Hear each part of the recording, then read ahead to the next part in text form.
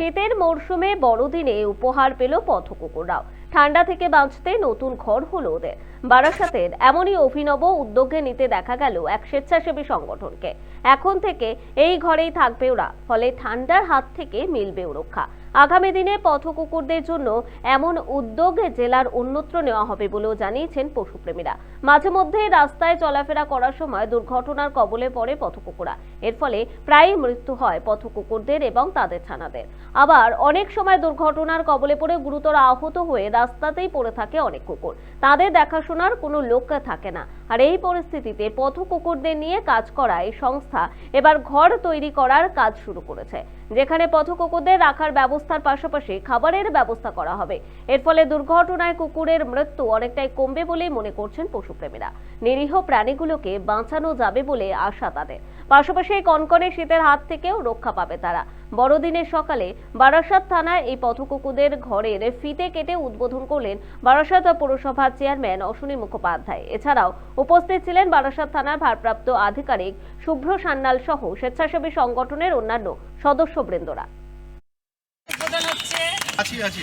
তারা লাস্ট 15-20 বছর ধরে আমরা রাস্তার যে সারমেয়েরা আছে যারা ইন্ডিয়ান ডগস, বাট আমরা যাদেরকে অ্যাডপ্ট করি না বাড়িতে, তারা রাস্তায় থাকে, তাদেরকে আমরা খাওয়াই, তাদের ভ্যাকসিন করি এবং তাদের স্টেরিলাইজেশন করি। বাট বিগত 8 বছর ধরে আমরা একটা প্রোগ্রাম করছি, তার নাম হচ্ছে সিক্রেট স্যান্টা। মানে ওরা তো রাস্তায় থাকে, ওদের কাছে ব্রেকফাস্ট, লাঞ্চ, ডিনার বলে কিছু নেই। ওরা যদি একবার একটু খাবার পায় ওরা খুব খুশি হয়ে যায়।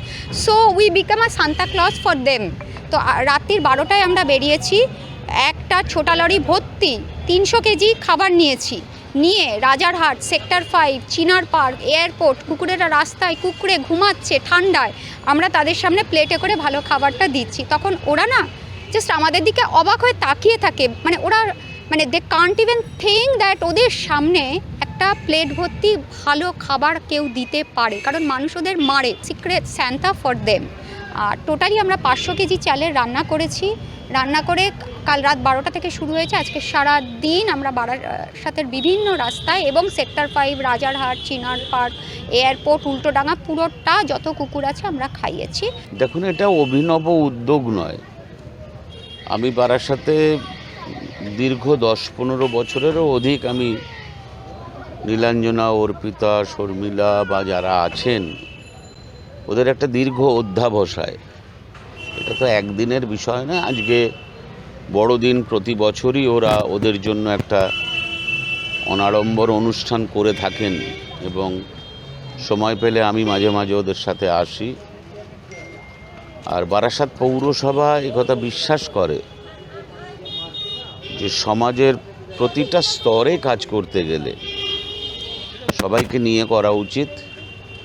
আমার পৌরসভার কাউন্সিলর মারিয়াম কাজী ভীষণ পশুপ্রেমী এবং ও এদের সাথেও খুব ওতপ্রোতভাবে জড়িত। দেখবেন পৌরসভার উদ্যোগে আমরা